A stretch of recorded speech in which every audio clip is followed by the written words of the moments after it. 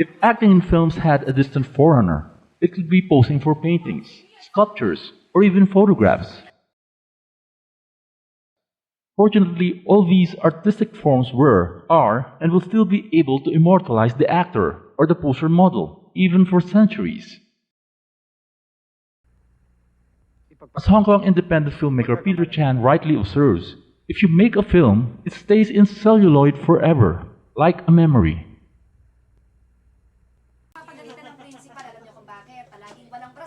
Films will be remembered essentially for the acting of its cast. Looking at the footage from a film will provide a spectator or viewer the essence of acting, first of all. Then comes the afterthought that a craftsman actually directed this footage.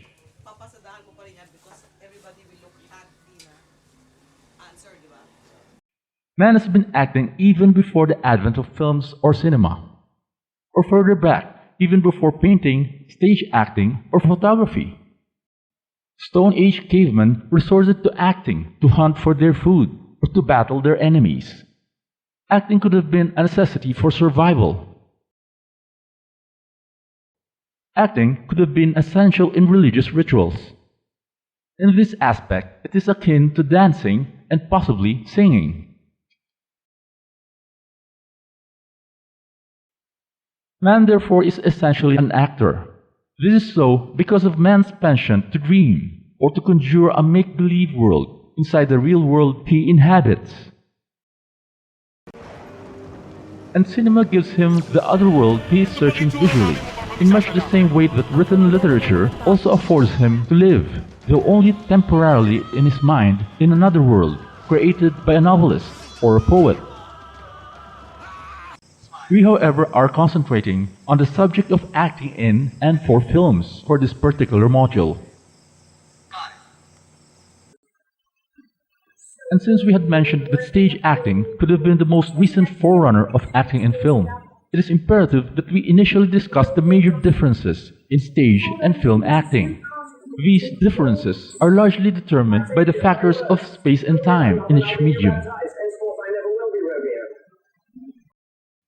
Generally, actors seem to find acting on stage a more satisfying medium. When the curtain rises, it is the actor who tends to control the proceedings. Because stage performers must be seen and heard clearly, the ideal theatrical actor must have a flexible, trained voice. A film actor, meanwhile, is not restricted by vocal requirements, since sound volume is controlled electronically. It also helps that a stage actor is tall, has large and regular features, because a stage actor must be seen even from the back of the auditorium or amphitheater. The film actor doesn't have to be tall, even if he is a leading man type, and his facial features don't have to be large, but only expressive, particularly the eyes and mouth. The essential requisite of a film actor is what Italian director Antonioni called expressiveness. The director said that an actor or an actress must always look interesting because no amount of technique can compensate for an unphotogenic face. The close-up in films allows the film actor to concentrate totally on what he must express for that particular moment, without worrying if he could project his emotions to the back rows. A theater or stage performance preserves real time. It is therefore important that anyone acting on stage must sustain an energy level for the duration of a scene or an act. On the other hand, the film actor doesn't have to sustain a performance for very long, since the shot is the basic building unit of a film or movie. But he must be capable of an intense degree of concentration, turning emotion on and off for very short periods of time.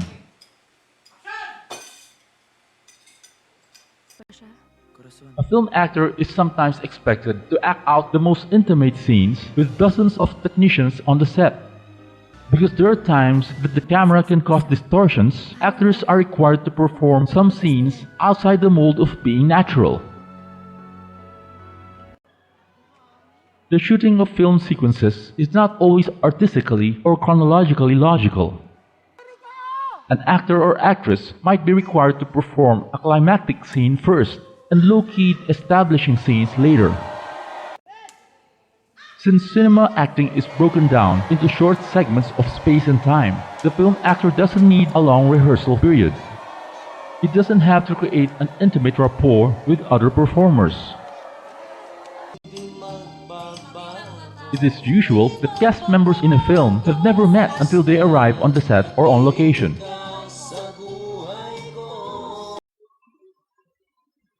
It is the impression that stage actors seem to be more accomplished and polished than film stars. Stage actors, it is said, do not enjoy the expediency of a take 2 or a take 10. Stage performers have traditionally undergone courses in acting schools. The great British actress Kim Stanley once said this: "In films, it's the director who is the artist. The actor has much more chance to create on stage." But for really talented actors or actresses, working on stage or in films is interchangeable. Let's hear from Mr. Leo Martinez. Nung estudyante ako sa acting, pinapag-observe kami, lagi kaming umiikot sa mga palengke, sa mga public places, just observing people, and then you try to make a story out of the people that you observe. Umaandar na yung brains mo, lumalawak din yung mga pwede mong maging character later on. Ang stage, hindi nagpapalit yung sukat mo. Ang measurement mo, from beginning to end, hindi nagpapalit. Compared sa pelikula at saka sa TV, merong close-up. Ang stage at saka pelikula, napakaiba ng basic training. Ang basic training ng stage is tension. Kasi nga, isang sukat mo the whole time, isang nakikita nila, hindi nagpapalit ang view ng audience. So, kailangan may tension ka para maintindihan ka at saka para makapagsalita ka, para marinig ka nung nandun sa huling row ng auditorium. So, yun, kailangan ng tension. Sa pelikula naman at saka sa TV, ang unang-unang exercise, hindi tension, relaxation. Kasi sa TV at saka sa pelikula, merong close-up, merong extreme close-up. So, ang pagkakaiba niyan, kung ikaw ay nangungulangot sa stage, bago kung mahalatang nangungulangot ka, kailangan ganunin mo muna para makitang nangungulangot ka. Pero sa TV at saka sa pelikula, ganun lang, medyo tapos na yung pangungulangot mo. Huli na ng audience yun. Yun ang difference. Pero yung getting to the truth, walang pagkakaiba yun. Sinasabi ng iba, kung sa stage, kailangan medyo overacting mo. Unlike sa film na kailangan medyo under ka ng konti. Ayun na nga, yun na nga, dahil nga yun, naiisa ang sukat mo eh. Kailangan, at saka kailangan may makita silang figure sa stage. So, dapat imposing yung, yung ang tayo ko, pati yung, ang acting mo, ang blocking mo, laging nandun sa audience, nakaharap yung body mo sa audience. Kasi nga, that's why halatang-halata mo ngayon yung mga sanay sa teatro, pag pumunta sa TV, panayang ganon. Kasi nandito ang kausap nila, pero imbis na gumanon, tinotro yung boses dun sa audience. Proscenium ang ibig sabihin, ang training like proscenium. So, hindi nila na i-imagine na ang camera pupunta doon para makuha. With the basic knowledge of stage and film acting, we now concentrate on acting in films. There are 4 categories of performers in a film or movie. The first are the extras, who are referred to as talents in the local film industry, mostly filling up the foreground and background areas of a shot or frame. These extras are used primarily as the living component of a scene, a set, or a landscape. In an epic film, thousands of extras will necessarily fill up the screen in long shots or full shots. The second category is comprised of the non-professional performers, sometimes referred to as spot extras. They are chosen not because of their acting ability, but because of their authentic appearance. In effect, they look right for a given part. Real stevedores might be hired if the shooting is being held in an honest-to-goodness pier area. Or tribal minority members might be featured in a film about cultural minorities. The great Russian film director Eisenstein insisted that actors and actresses ought to be cast strictly to type, and favored the casting of non-professionals because of their great authenticity. He asked, why use an actor to impersonate a factory worker when a filmmaker can use a real factory worker instead? The third category is comprised of the trained professionals who can play characters which are short of being supporting roles. These performers are capable of playing a variety of roles in a variety of styles. Then we have the category of the stars. These are the lead role performers, well known and well loved by the movie-going public. They are the box office heavies who have the drawing power to fill cinemas whenever their films are exhibited. Like in Hollywood, our local film industry thrives on the star system. It is not the directors who pull audiences into theaters, but the lead actors and actresses who headline the movies and films. As an actor, and even as a director, ang tingin ko sa pelikula, it is really, ang tinitignan ninyo, largely, it is the characters who move. Because ito yung mga tauhan. At sila ang gumaganap, it is through them, that it is these people in a feature film that act out the drama. Sila ang sinusundan ng tao. Ang lahat ng yan, the setting, the music, the sound effects, are in aid of the drama or comedy, whatever you will. But in aid of these characters that are moving and giving life to the story or the plot. The late Fernando Poe Jr. was regarded as the quintessential movie king. He was the #1 box office draw for so many decades. He was the only, and possibly first and last, king of Philippine movies.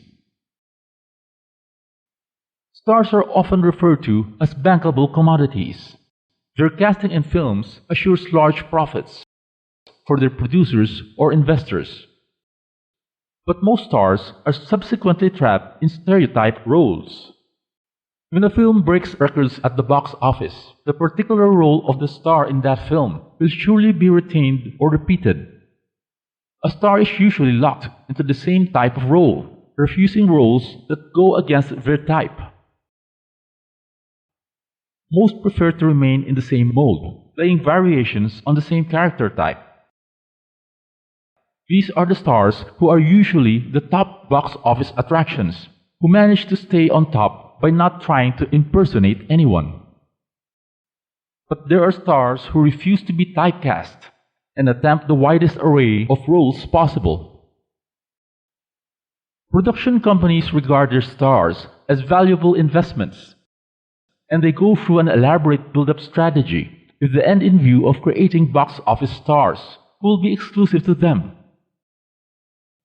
Promising newcomers undergo their apprenticeship as starlets. Stars who prove their clout in the box office become so much in demand, but their exclusive contract to a particular production outfit which backstop their drive to stardom usually prevent them from appearing in as many films as possible. Top stars usually demand and get top billing above the movie title while stipulating script approval in their contracts. Some even insist on choosing and approving their directors and co-stars. They usually have a coterie of clothes designers, hairstylists, and assistants. But stars must be spoiled because, as Hitchcock once said, whenever the hero isn't portrayed by a star, the whole picture suffers. Proof of the popularity and box office appeal of a star, especially actresses, is gauged by the number of their die-hard, devoted, and loyal fans clubs. Actors and actresses in the country are more entertainers than actors, They are adored by their fans and relentlessly promoted by their talent managers, who are most often movie columnists who use their press privileges to build up their talents. But it is a sad reality that stars are also prime targets of gossips, innuendos, and dirty rumors. They are continuously hounded out of their privacy. Negative write-ups and publicity are daily possibilities. It is never newsworthy when stars devote thousands of hours to public service, patriotic activities, and generous and philanthropic campaigns. After these four categories of performers, we come to casting, which many regard as an art in itself. The great director Alfred Hitchcock once said, "Casting is characterization." Unfortunately, we don't all have, we do not have always trained actors, especially if, the producer or director discovered an actor, an actress, dancing in a, in a disco, wala nang disco ngayon. Pero, yung ganon, basta may nakita doon na gusto o ginawang artista, yan siya. Pero, so you rely on the intuition of the actor, which is very, very a big thing.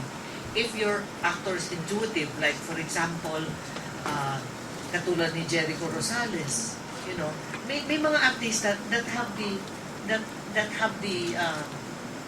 intuitively can get into the character and have the uncanny to imitate, no? Pero pag hindi, diyan na tayo ngayon tutulong. Because many filmmakers believe that casting is integral to character. They don't begin to work on a script until they know the actors or actresses playing the major roles in their film projects. In the local film industry, it is a common practice to complete the cast even ahead of picking the story idea or concept to transfer into film. In this way, the roles to be created for the particular stars are therefore tailor-made for the cast of performers already chosen. Sabi mo sa kanya, mahal na mahal ko siya. Pinaniwala mo ako, nakakalimutan mo na siya. Without the benefit of formal training in film or acting schools, local actors and actresses avail themselves of acting workshops. In workshops, the participants or trainees are usually honed on the technical aspects of acting before a camera, especially the actor's fluid and meaningful interaction with this basic film equipment. Workshops also allow actors to interact among themselves, which is the essence of acting. Knowledgeable workshop resource persons say that to conduct a crash course for solo acting defeats the purpose of a workshop. Ang paggawa ng pelikula is a team effort. That's why there is a need also for a workshop. You have to have a team. In the workshop, we have exercises like a machine. So many people working together as one. Parang machine yan may mag-uumpisa, may ganung movement, papasok ang isa to complement that movement, and then they form whatever they want to form. So, there are group exercises para maging magkakatono lahat ng mga elements ng pelikula. Styles of acting are taken up in these workshops, including what they call as the method or the system, which was developed by Konstantin Stanislavski and the Museum Art Theater.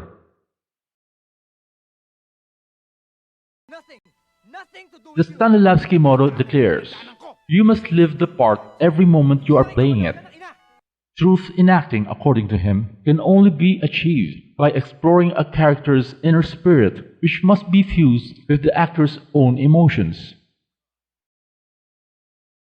In an ideal situation, katulad ng PDG, ng production designer, ng art director, we start with the script and how does the actor know kung paano niya gagampanan yung role. Okay? What an actor does is he reads the script, first of all, for the story. And then, after having done that, para alam niya yung istorya, reads it again to figure out ano bang period ito, Ano ba ang style nito? Ano ang realidad na ito?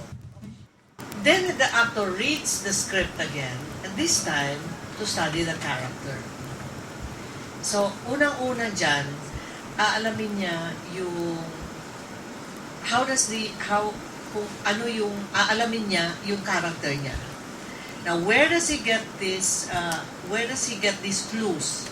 How does he get the information about his character? First of all, he gets the information from how the play or the material or the screenplay describes the character. Kasi meron dyan mga dialogue at meron din dyan the narration, the instruction, where maybe sasabihin describes what she's wearing, and sometimes will even indicate kung ano yung physical characterization at kung ano ang pinagkakaabalan, ano iniisip niya. So from there you get an idea about from the script, no? Kung ano siya, kung ano ang information na yon tungkol sa kanya. The other source of information for the actor is what the other characters say about him. Kung paano siya pinag-uusapan ng ibang characters. So that's part of the information. And then thirdly, he gets the information from what his lines are. Kung ano yung mga sinasabi niya, ano ang style ng pananalita niya. So all of that put together, a character now begins by making a biography, by making a character sketch, both physical and emotional or psychological characterization. Ako, ang nakasanayan ko na, pag mayroon akong role, sumusulat ka agad ako ng history ng character. If the character was born in 1875, I have to know what was 1875. What was the surroundings. Those are the obligations. In the workshop, we call them obligations. Ano ang time and place ng character mo? Nasaan ka? Para malaman mo ang character mo. Talagang hihimayin mo yan. Anong nangyari sa kanya nung 5 years old siya, nung 10 years old siya, nung 15 years old siya, 20 years old, hanggang umabot ng age na pinoportray mo. When I portrayed Salieri in Amadeus, character na yon, age on stage from when he was about 25 to about 80, 85. So, at different stages, alam mo dapat kung anong, that's why, doon napaka-importante ng history. Kasi at that age, paano kilos mo? Hindi naman ganun na. And then, habang nagiging 80 ka na, tumatanda ka na. And pati ang mga galaw mo, gumagana. Pagkatapos, jump ka na naman sa 30 years old. I was yung ganun. Kasi flashback yung play na yan. Brilliantly written. So, dun mo makikita. That's why I'm saying, kailangan mag-create tayo ng characters. Kasi great actors and great pieces come from great characters. Screen or stage, yun ang kailangan nating pag-aralan ng mga writers natin is how to come up with characters. Acting, according to Leo Martinez, is feeling and expressing those feelings. All of us feel, but not all of us can express. If you cannot express those feelings, then you cannot act. It's what you feel that you simply express, he explains. Why does the actor do this? Why does the actor have to put this all together? Para maging makatotohanan yung pagganap niya, especially in film, which is physical. Iba yung ikinukwento. The reader supplies all of that with his imagination. How you look, how you sound, all of that, how you dress. But if it is on film, you can see not just the physical, but through the physical, through the eyes, through the movements, through the voice, the timbre of the voice, makikita mo ngayon yung tunay na tao. Pag hindi ginawa ng artista yung trabaho niya, makikita mo hindi siya kapani-paniwala. You know, and then of course, you have to remember also ano ba ang estilo ng pelikula. Is this a period piece which is stylistic, Is this a contemporary drama? Is this a romance? Is this a satire? Is this a comedy? All of that, the style is the one that siguro not every actor knows how to do this. But ginawa ng artista yan, lahat ng trabahong yan, at yung preparasyon niya dyan, hindi mahirap para yun para sa audience na mapaniwalaan yan o kaya ma-feel, to empathize, to be one with that actor. So yun ang trabaho ng artista.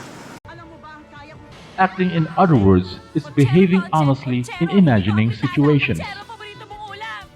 One has to internalize the situation.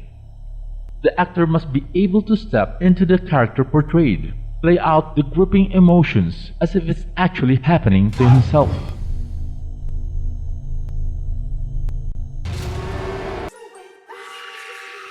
To get an overview of acting workshops now available in the local film industry, let's hear from Mr. Leo Martinez of the Film Academy of the Philippines.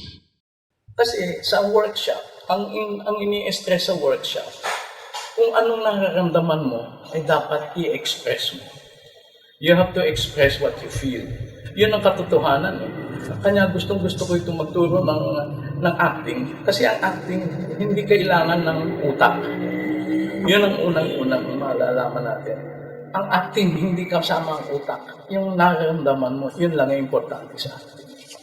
Yung tinuturo ng actors workshop, Eric Morris Method, ang unang-unang libro nun, ang title, No Acting Please. So, sa pelikula at saka sa TV, no acting please. Kasi hindi ka pwedeng mag-acting. Pag umacting ka, kagaya ng acting natin sa teatro, gano'n. Halata yan, yung pag naka-close up ako, di OA na yon. Kasi hindi ka dapat umacting sa pelikula, sa film. Why does he call it no acting please? Because ang sistema ni Eric Morris, ganito. Sinasabi niya, natuto tayong mag-acting dahil sa mga magulang natin, dahil sa mga superiors natin, mga teachers natin. Bawal yung gano'n. Pag lalaki ka, huwag kang iiyak. Pag babae ka, huwag kang makikihalo sa lalaki. Masama yun. Magpakita ng legs, So, all this time, habang tumatanda tayo, yun ang nararamdaman. Uma-acting tayo. Hindi ako naiyak. Pag miskin na suntokin ako, hindi ako iiyak. Pag nasaktan ako, hindi ako, kasi lalaki ako . So, yun ina-acting na, yung panay ang acting natin. So, mahahalata. Yung tunay na buhay mo, kailangan makilala mo muna bago ka makaportray ng ibang tao. Kailangan malaman mo muna kung ano yung ang sarili mo. Yung sinasabi nga yung being mo. Yung being is, ano ba yung talagang ang tunay na ikaw? Sino ba ang tunay na ako? Yung walang acting, yung old enough na or mature enough na to say na, ay, pag naiiyak ako, hindi iiyak ako. At saka itong method ni Eric Morris, hindi lang para sa acting, para sa tunay na buhay. Dahil pag nasa workshop ka nito, nararamdaman mo, yung sa pag-aaral sa sarili mo, alam mo kung kailan ka nagsisinungaling sa sarili mo. At saka natututuhan din yon kung paano makaiwas sa mga sakit sa puso, sa mga high blood pressure. So, itong masarap din sa acting, walang katapusan ang pag-aaral. Like in any of the arts, pag napasok ka na sa art, hindi pwedeng hindi ka magpa-practice. Habang nag-pre-production, ang suggestion ko, dapat siguro yung mga artista, director, writer, at saka yung mga even the production designers should get together, mag-workshop.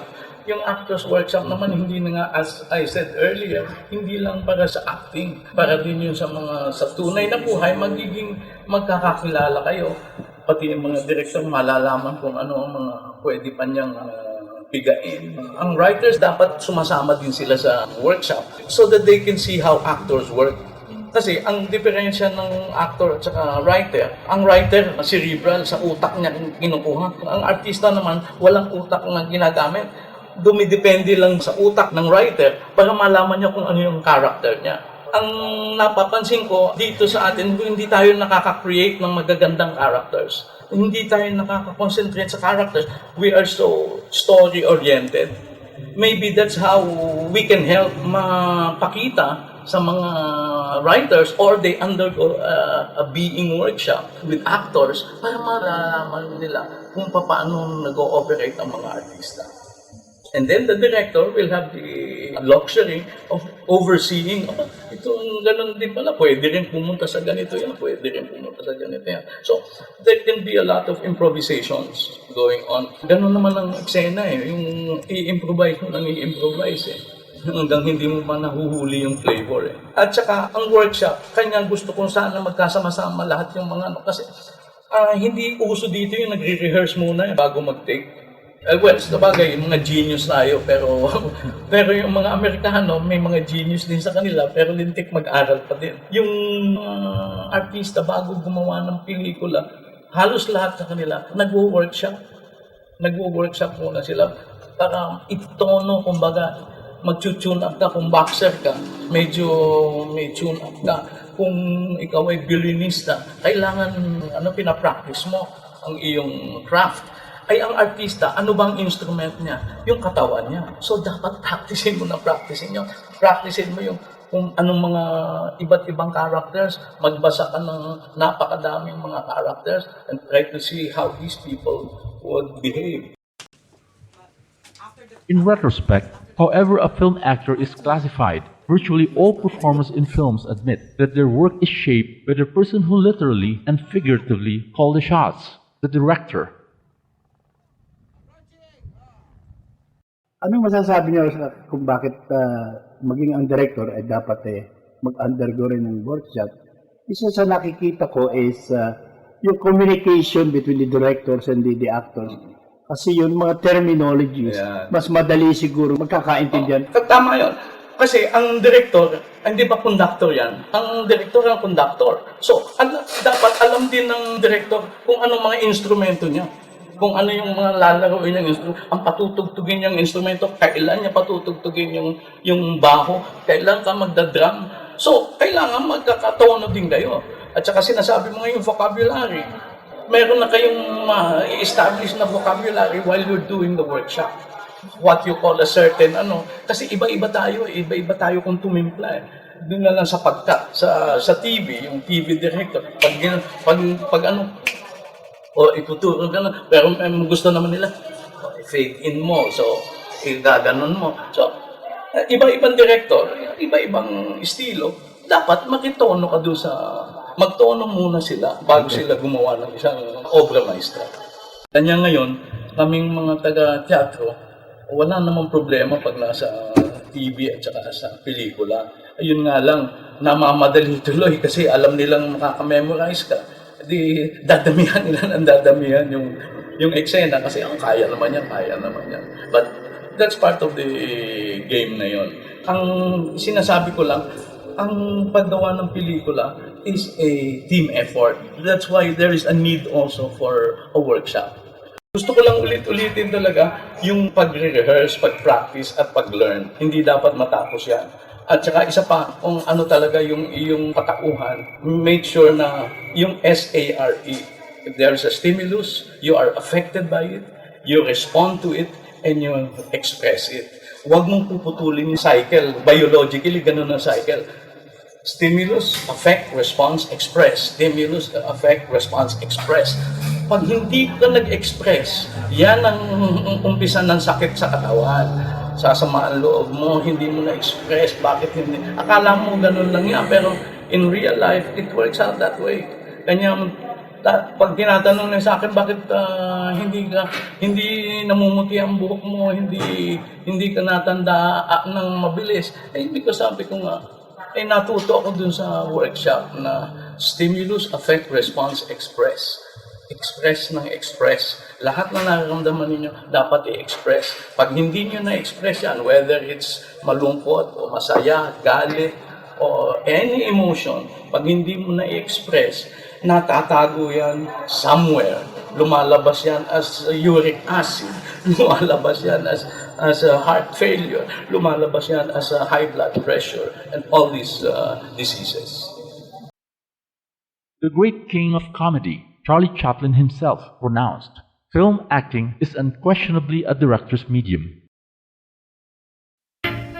This man had skill, unimaginable skill. He was a superhero. He was the most endearing superhero you could ever want. to watch. 1 a.m., which is 18-minute, the whole short, with a guy just trying to get into his bed. If you took a performer and that was the only thing they ever did, that would be enough. And yet he did it again and again and again and innovated, and I mean, you know.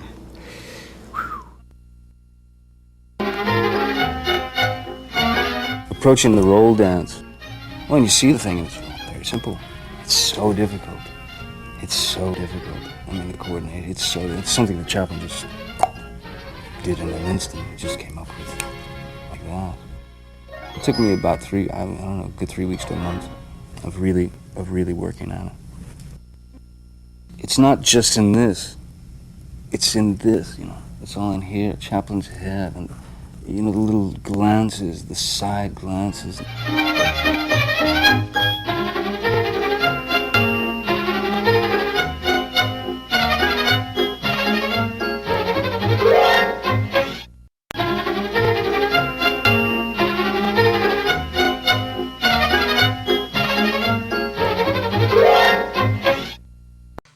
By this, he meant that the film actor is ultimately a tool of the director.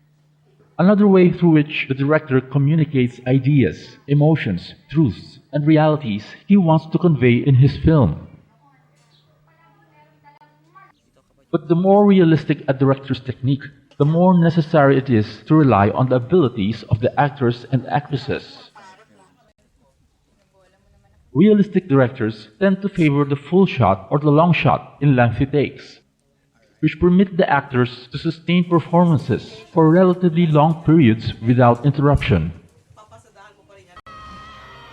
But in the end, it is really the actor who must map his performance. Nothing takes place of a studied, methodical acting agenda to truly bring out feelings, which is actually what filmmaking is all about.